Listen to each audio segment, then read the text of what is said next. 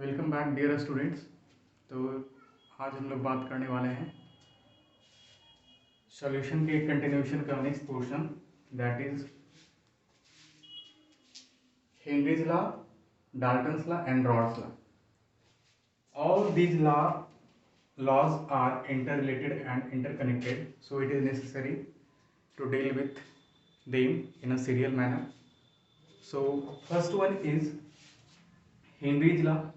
थोड़ा सा बैकग्राउंड में अगर मैं जाऊं तो क्या ये आपको याद होगा कि हमने वहाँ पे बाइनरी सॉल्यूशन के बारे में बात किया था.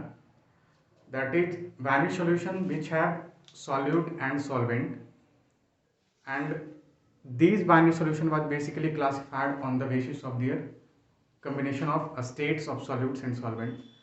So our all combination of their solute and solvents and the solution found by these solutes and solvents were classified into two categories.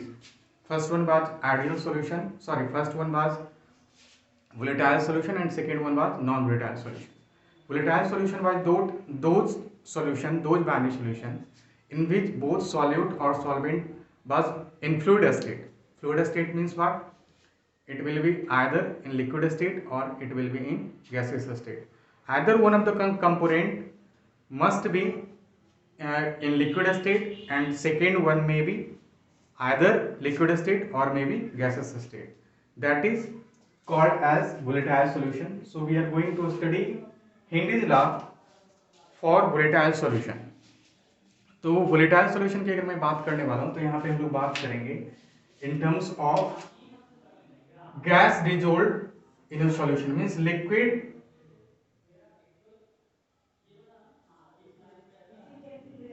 will be act as a solvent and gas is here as a solute. ठीक है ना. तो this is a binary solution which is volatile. So we are going to talk about this. In 1803, Henry postulated that at constant temperature, the concentration of solute which are going to dissolve in a solvent, which is here liquid, is directly proportional to the partial pressure of the gas above the solution or before mixing into the solution. Simple सा word में अगर मैं बात करूं तो कहने का मतलब हो गया कि उन्होंने कहा कि कोई भी बाइनरी सॉल्यूशन, खासकर जो कि वोलेटाइल है, और इस कॉम्बिनेशन में वोलेटाइल सॉल्यूशन की अगर मैं बात कर रहा हूं तो यहाँ पे गैस जो है वो सॉल्यूट है और लिक्विड जो है यहाँ पे हमारे पास एज ए सॉल्वेंट एक्ट कर रहा है.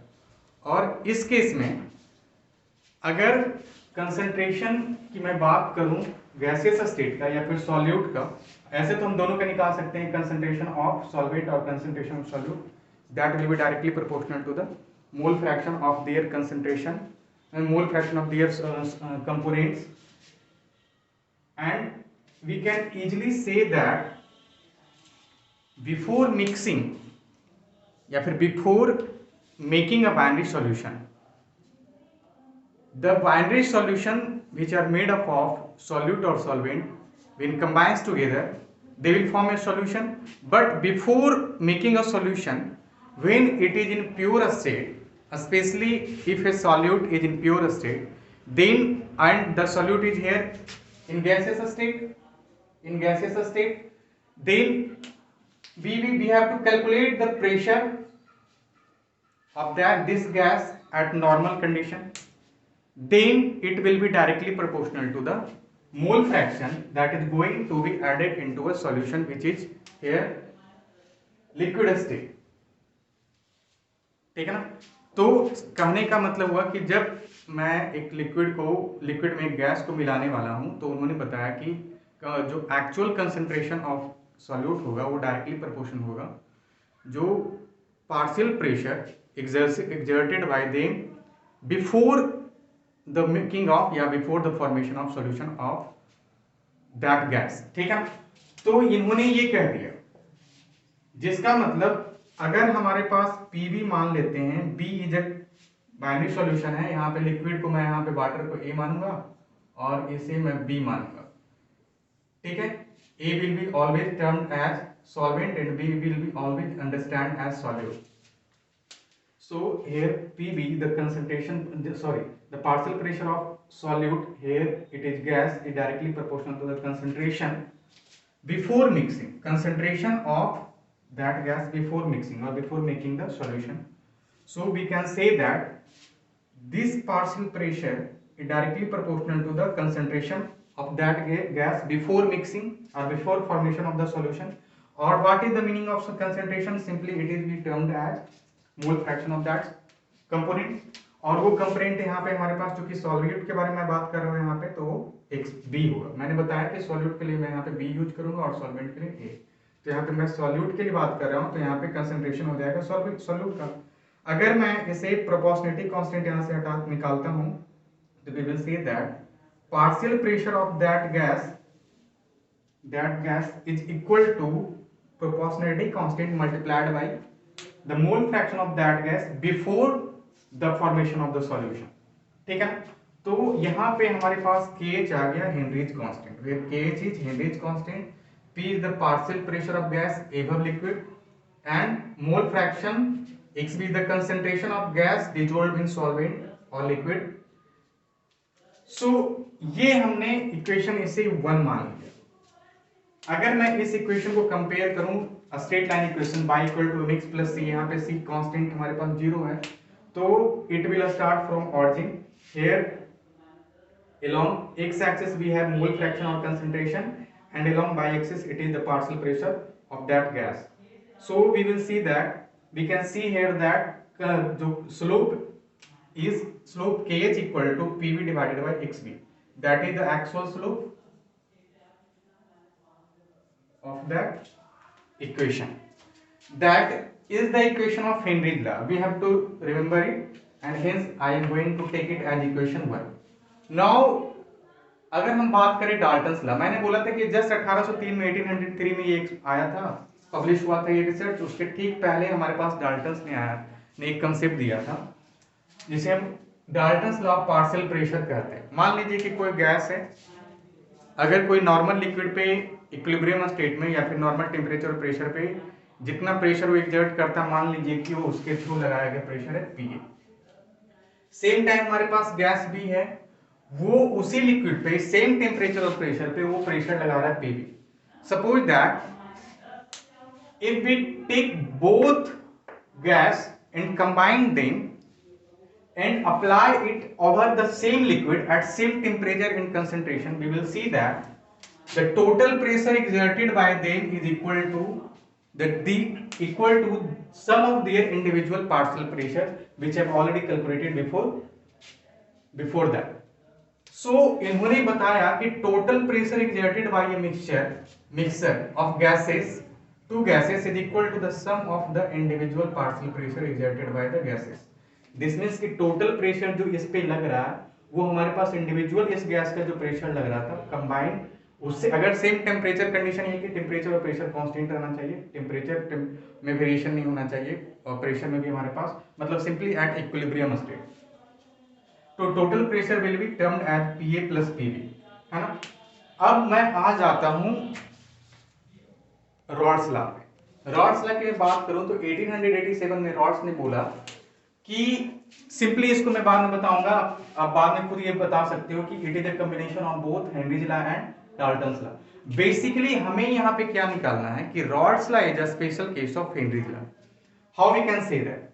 सो इन 1887 रॉड्स डिफाइंड दैट और giving us particular statement that vapour pressure of a component at a given temperature in is equal to their individual concentration scaled by the vapor pressure component in pure state। ठीक है, क्या कहा जब मैं इसे, अब मैं थोड़ा सा इसे समझाने की कोशिश करता हूं।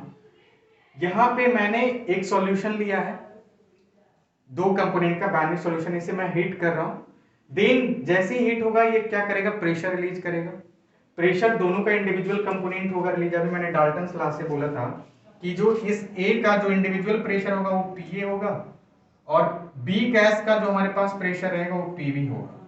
अब जब चूंकि यहाँ पे वेपर फॉर्म में जब ये कंबाइन हो रहा है तो टोटल प्रेशर ये एग्जर्ट करेगा एक साथ, ठीक है ना। तो ये दोनों कंबाइंड फॉर्म में हमारे पास क्या दे देंगे, आपस में जुट के टोटल हमारे पास प्रेशर दे देंगे। This means P total equal to P A plus P. ये तो हमने देख लिया कि यहाँ पे हमारे पास डाल्टन्स लॉ का एप्लीकेशन यूज हो रहा है, ठीक है। अब मैं बात करूं कि यहाँ पे हेनरीज लॉ कैसे आ रहा है, तो पहले ये समझ लेते कि रॉल्स ने क्या कहा। रॉल्स ने कहा कि सेम टेम्परेचर पे जब हमारे पास किसी भी कंपोनेंट का सॉल्यूशन में, चूंकि दो कंपोनेंट हमारे पास है, पैनी सॉल्यूशन की मैं बात कर रहा हूँ, लिक्विड ये सॉरी सॉल्यूट और सॉल्वेंट, तो हम लोग दोनों कंपोनेंट के बारे में अगर मैं बात करूं तो उसके लिए मैं डायरेक्टली ये बोल सकता हूं कि जो जो टोटल वेपर सॉरी जो इंडिविजुअल वेपर प्रेशर है एक पार्टिकुलर कंपोनेंट का, आदर वो सॉल्यूट हो या फिर सॉल्वेंट हो, वो डायरेक्टली प्रोपोर्शनल होगा किसके, उस कंपोनेंट के मोल फ्रैक्शन का या फिर उसके कंसंट्रेशन का, and that will be scaled by or simply that will be multiplied by the partial pressure of that component at ideal condition. Ideal condition means कि वो प्योर स्टेट में और उसमें कुछ भी नहीं मिला हुआ, ठीक ना। तो अगर मैं बात करूं तो मान लीजिए कि हमने बोला कि अगर दो गैस है तो पीए का जो होगा ये डायरेक्टली प्रोपोर्शनल होगा विद मोल कंसंट्रेशन या फिर mole fraction that is x से। और यहाँ पे मैं इन स्टेटमेंट को अगर रिलीज करूं, ओपन करूं, तो आप बता सकते हैं कि PA is equal to PA not into X, और पीए नॉट हमारा क्या था, partial pressure of that gas at pure condition. मतलब वो जब चूंकि एस में बता रहा हूं कि सॉल्वेंट की बात करूं तो सॉल्वेंट का वो कंडीशन जिसमें हमारे पास कुछ नहीं मिला हुआ, तो उसका हमारे पास जो प्रेशर रहेगा प्योर फॉर्म में वो पीए नॉट कहलाएगा, ठीक है ना। पीए नॉट हमारे पास हो गया, पीए नॉट हो गया हमारे पास vapour pressure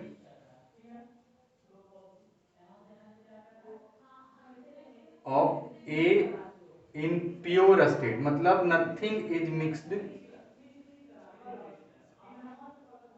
in that solute और दैट कंपोनेंट, उसमें अभी भी कुछ नहीं मिला हुआ, मतलब ये पीए नॉट के बारे में बात कर रहा हूं। पीवी नॉट भी उसी केस में अगर मैं ले लूं तो पीवी नॉट हमारे पास मान लीजिए बी के लिए बात करो तो मतलब सॉल्यूट के लिए बात कर रहा हूं, तो जब वो प्योर स्टेट में रहेगा तो उस स्टेट में भी हमारे पास कुछ नहीं मिला हुआ रहेगा, और उस केस में जब उसका जो वेपर प्रेशर होगा वो पीवी नॉट का आएगा, ठीक है। तो सिमिलरली उसी तरीके से यहाँ पे पीवी को हम लिख सकते हैं, P V will be directly proportional to their mole fraction और concentration, then if we release directly proportionality constant, then it will have pv equal to pv naught into xv, where pv naught is the vapor pressure of b in pure state, मतलब उसमें अभी अब कुछ नहीं मिला हुआ, ठीक है। तो ये स्टेटमेंट को अगर यहाँ पे मैं इस इक्वेशन को अगर इक्वेशन 2 मान लूं, ठीक है, मैंने वहां पे बी लिखा था इसलिए मैं ऐसे सेकंड बी वाले को सॉल्यूट वाले टर्म को मैं इक्वेशन सेकंड मान लूं। आप अगर वहां पे सेकंड का फर्स्ट कंपोनेंट ए के लिए भी अगर मानते तो आप यहाँ पे ये भी एक कंपोनेंट के लिए भी इक्वेशन मान के उसको आप एज्यूम कर सकते थे और दोनों को कंपेयर कर सकते थे। अब मैं कंपेयर करने वाला हूं इक्वेशन फर्स्ट को और इक्वेशन सेकंड को।